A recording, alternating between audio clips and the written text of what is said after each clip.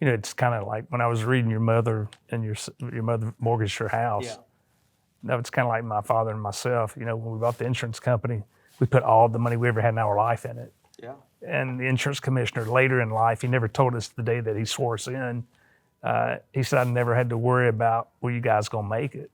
He said, because when somebody puts all their chips in, they're all in. They're all in. Welcome, Senior Life family, to another All Fired Up podcast. All fired up.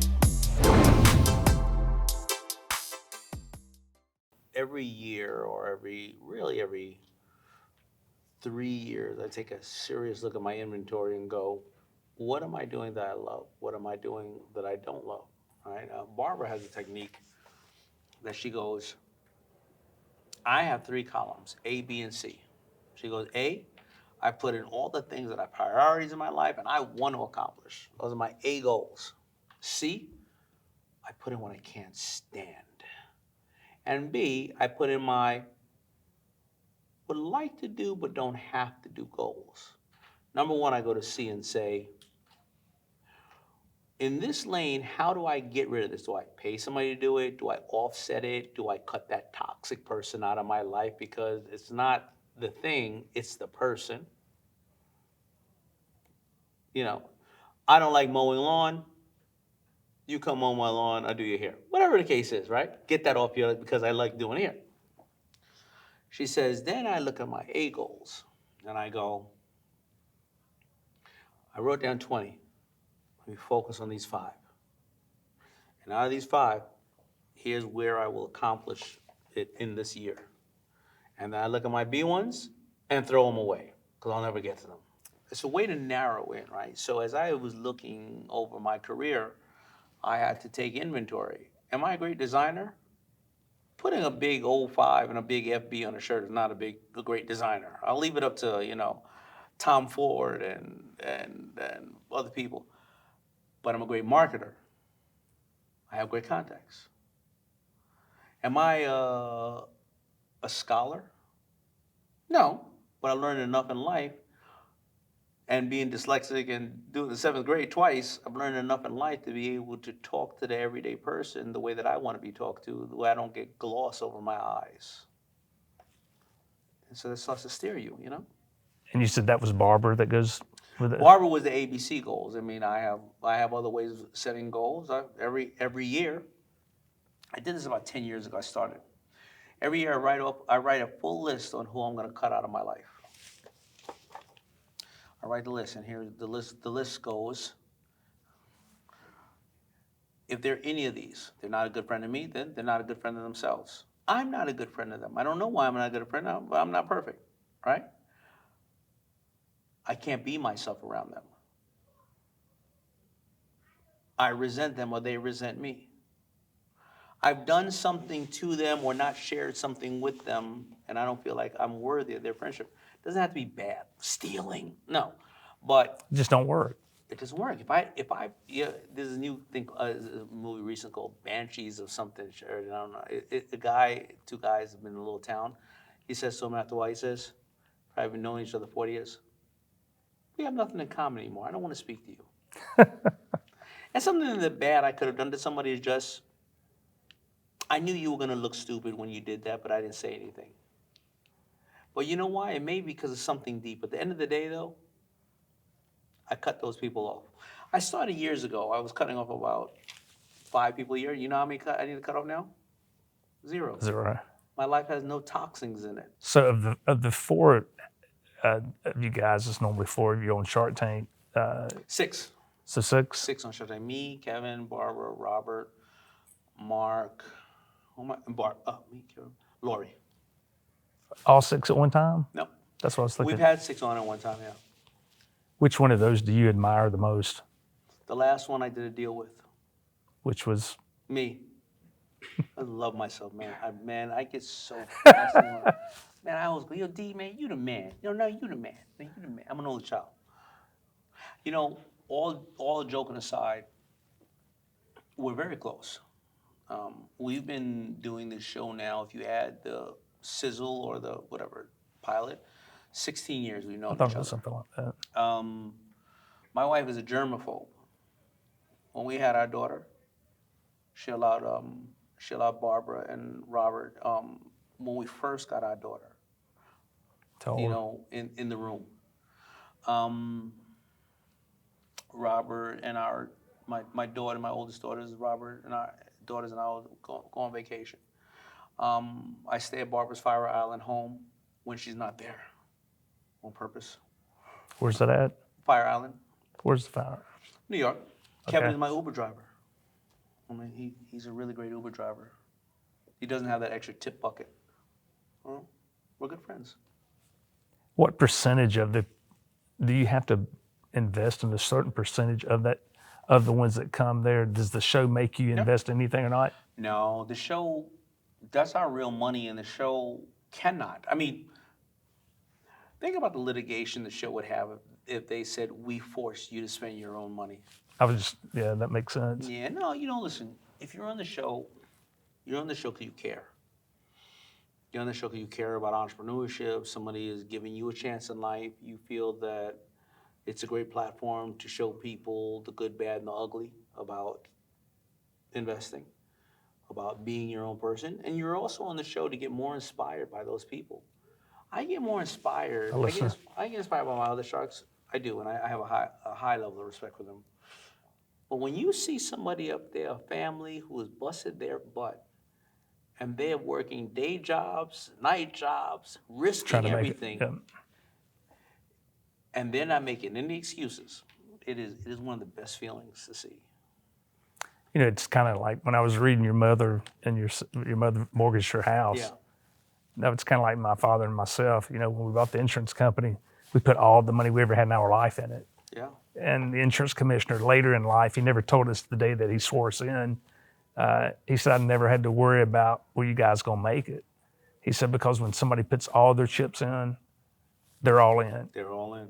And you kind of did the same thing early on. Yeah. That has to be a fun feeling. Not only fun, but you got to get a good feeling when you help people that need help, that don't have the finances, that you can help if you believe in their company. Absolutely, because, the reality is a shark is not going to change much. It's you. You can't use a shark as a crutch. And the ones who are survivors, they're the ones, or thrive, they kind of tell you a story like this. Listen, let me tell you the story and how the train's leaving the station. I want you on the train, but this train's leaving the station one way or another. The ones who say, oh, you have all the answers. Context, yeah. My most successful companies, they rarely call me. And if they call me, I give them 10 things that I think they should do, and they may apply 2 that work for them. It needs to work for them. The cool thing about what you just said is they go make it happen. They're going to make it happen.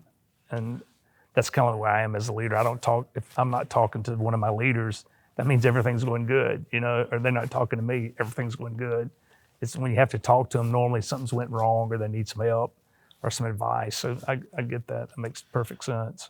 A proper leader knows, or anybody, that you're of service. And, he's even like right now, if I was somebody working in a company and I have a leader over me, a lot of people have this perception that the boss is this kind of walk-on-water person, but that manager over you, they got a vacation they want to go on, they got probably kids in school, they got a husband or wife they got to deal with, they got ideas that they want to take up the ladder themselves.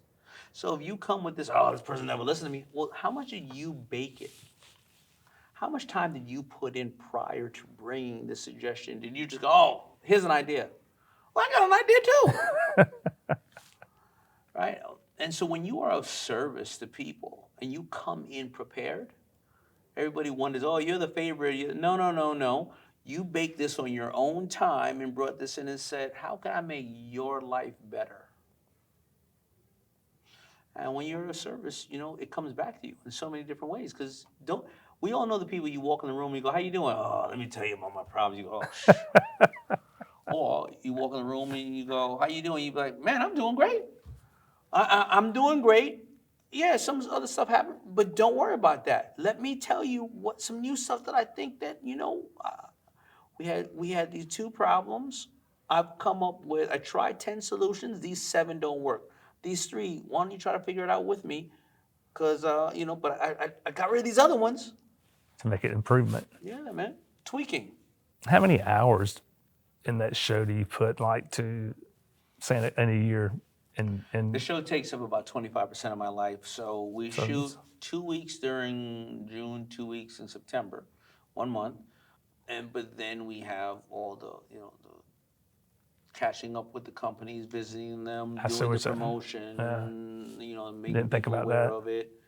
I think it probably takes about 4 months if you really look at my active time in visiting companies when the camera's not on. Yeah. You said something I thought was really cool is there's nothing really new. And you think The Voice and American Idol. Yeah, that's nothing but those shows were on 10, 15, 20 years ago. Ed McMahon did one. I can't remember the name of it. You remember that? I mean, so it's just kind of funny to see those shows reinvent themselves and then how long that show now can run because they've just put a little bit more excitement in it. But it is amazing that there's not a lot of new things.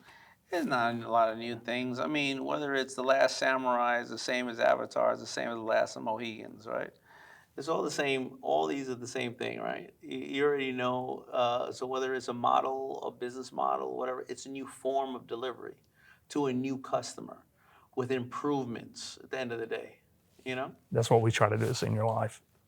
Continue to make small improvements, Yeah, continue to make small improvements, and that's what it is. I mean, the most famous person who's known as a habitual tweaker is a guy named Steve Jobs. All he wanted to do was just keep tweaking. That's funny you say that. Selling life insurance is the same today as it was 30 years ago. Mm-hmm. It's just the method that we use today is different. Yeah. The message is the same, but the method, how we deliver is different today. I think also the people and the voice, because I speak for a lot of companies, and the traditional insurance company I speak to, you know what they say to me?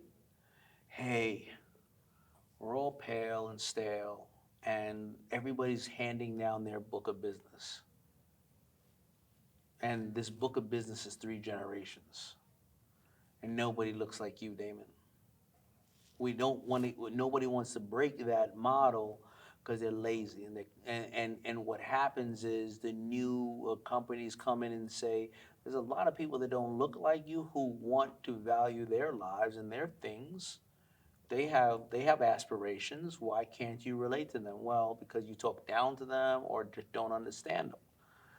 I'm not going to go into, argument's sake, I'm not going to go into Japan and not have a Japanese person with me to be a tour guide. It is funny that most insurance companies, I think that's been one thing that's helped me tremendously is the bigger the company, actually the easier it is to beat them because those old companies just won't change.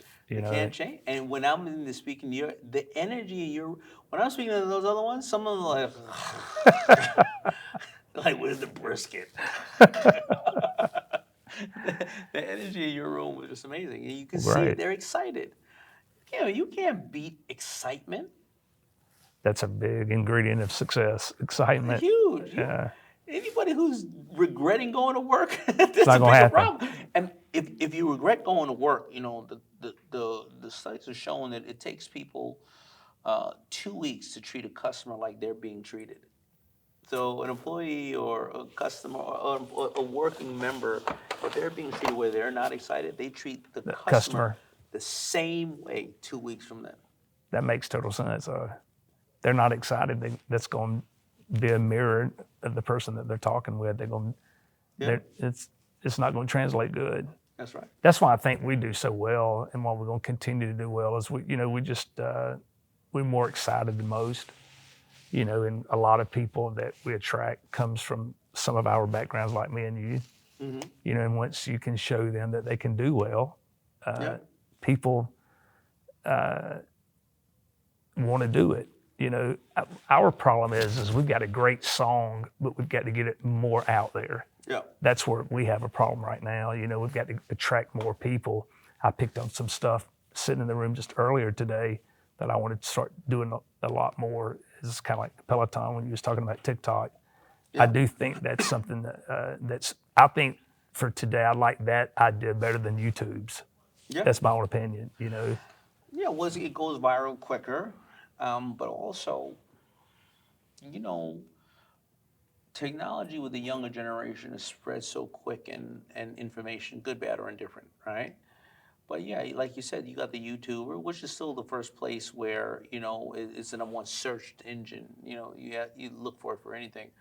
But a younger generation who's going to be very concerned, and the long play is they're going to be very concerned about the people that they love. I don't need to tell you, the data is that you will take care of your parents 2 times longer than they took care of you. So if you're starting to educate the people on the platforms that they are about these serious matters, or about things that they're just not thinking about, but if it's in their world, they start thinking about it. That makes sense. Yeah. Thank you, man. Thank you. Appreciate Thanks, it, man. Art. I really enjoyed it. Yeah, well, thank you, man. Yep.